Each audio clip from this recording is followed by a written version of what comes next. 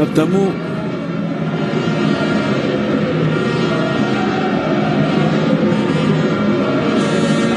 Théo Bongonda. On sent que cette sélection des Walias c'est un peu moins bien là quand même malgré tout. Inonga. Les Léopold sont dans un temps fort, il faut valider ce temps fort, il faut les marquer ce but.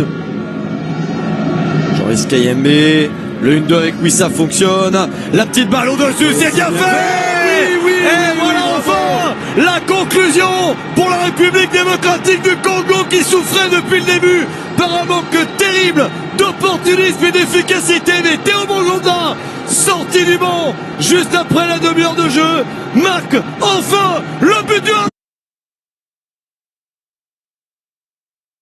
Ils étaient mieux, on le disait. Les Walias étaient beaucoup moins bien, beaucoup plus en difficulté dans la conquête du ballon. Une accumulation d'erreurs également.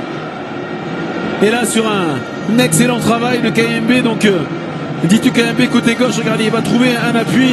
Wissa à l'intérieur. Et puis derrière, ce petit ballon pied droit piqué dans le dos de la défense pour aller trouver un Bongonda qui s'y est engouffré.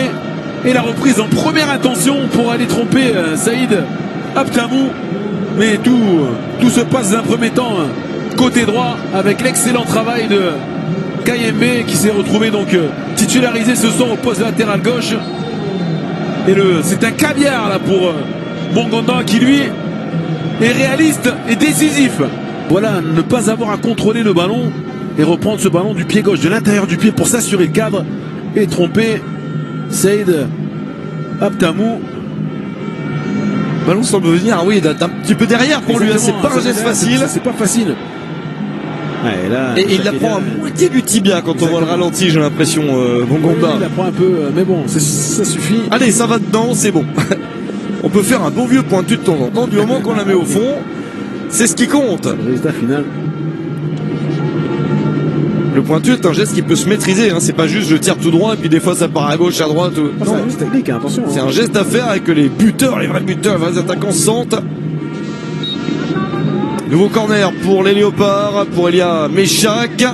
La tête libératrice, celle qui va permettre de respirer définitivement pour un homme qui a besoin de marquer avec son pays, qui en a tellement envie à chaque fois. Il y parvient cette fois-ci.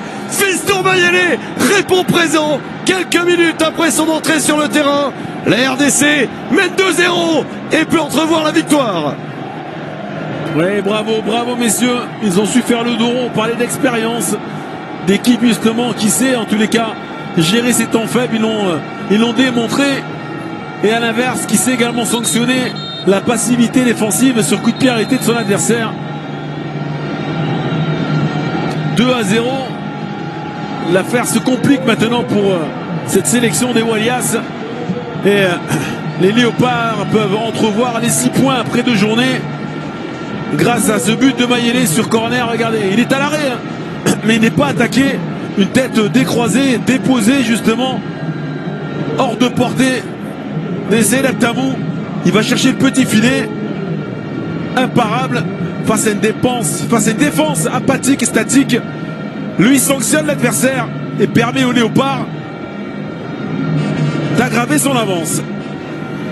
Ah là, 2-0, ils peuvent entrer dans la victoire. Et les supporters sont là, ils font du bruit depuis le début. Alors, il y a quelques supporters pour l'Éthiopie, bien sûr, mais les Congolais sont un peu plus présents. Et il faut une belle fête. Assez bien, il s'applique d'une manière assez incroyable parce qu'il a tout son temps et il ne fait que placer son ballon à l'endroit où il est presque certain de marquer. La sortie de Suleiman Hamid, le latéral droit. Je ne sais pas si ça va bouleverser le match, ce changement du coach Gebremeddine Haïlé. Il est tardif, hein, il fait un changement défensif pour un joueur un peu plus offensif. Mais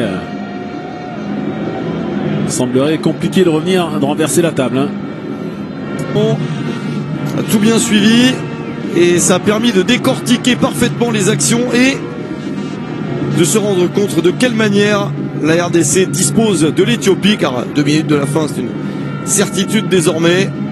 Faut voir, on disait la RDC est en train de faire 2 clean sheets, 2 matchs sans encaisser de but sur les 2 premières journées, et voir que de l'autre côté l'Éthiopie ne marque pas de but sur ces 2 premiers matchs, même en perdant. C'est à dire, mais il vaut mieux perdre 2-1 que 2-0, mais il ne marque pas.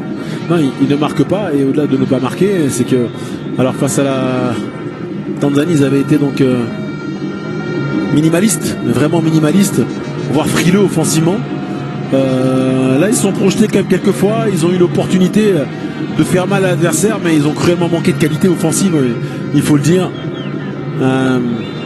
Incapable de réellement cadrer une frappe, ou alors lorsque c'est cadré, c'est une frappe qui est manquée et qui arrive sans puissance, et donc facilement captée par Berthaud, qui n'aura pas eu d'exploit réalisé. On voit le but, hein, cette tête décroisée de Mayele. C'est bien amené, ils sont statiques, personne ne le prend au marquage, libre. Mayele qui fait preuve de réalisme à la réception de ce corner. L'Éthiopie a marqué 4 buts sur ses 11 derniers matchs, si on inclut celui de ce soir. Un dans le nul contre Djibouti, un partout.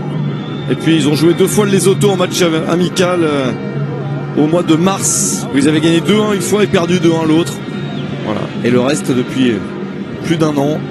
On a un sentiment, hein, qu'on peut leur rajouter un quart d'heure ou une demi-heure de plus, et que ça risque d'être le même résultat. C'est leur problème, faudra le régler lors de la trêve internationale d'octobre, où ils joueront 2 fois le Sili national. On espère que le Sili fera comme la RDC, essaiera de prendre, allez, on va dire 4 points contre l'Éthiopie, parce qu'on adorerait voir la RDC et la Guinée qualifiées à la CAN au Maroc, ça serait super. Et on souhaiterait aux Guinéens de bien regarder ce match-là pour s'inspirer un petit peu de ce qui a été fait aussi et disposer à son tour de l'Éthiopie, même si on souhaite à l'Éthiopie de faire quelque chose, mais on voit bien que c'est très complexe et que l'arbitre peut mettre un terme à cette rencontre. À la fin, tranquille pour les Léopards, victoire méritée de la République démocratique du Congo, 2-0, ça fait 2 sur 2, 2 victoires dans cette trêve internationale de septembre réussie. La RDC, seul leader du groupe H des éliminatoires de la CAN. C'est bien quand on voit qu'une victoire s'est dessinée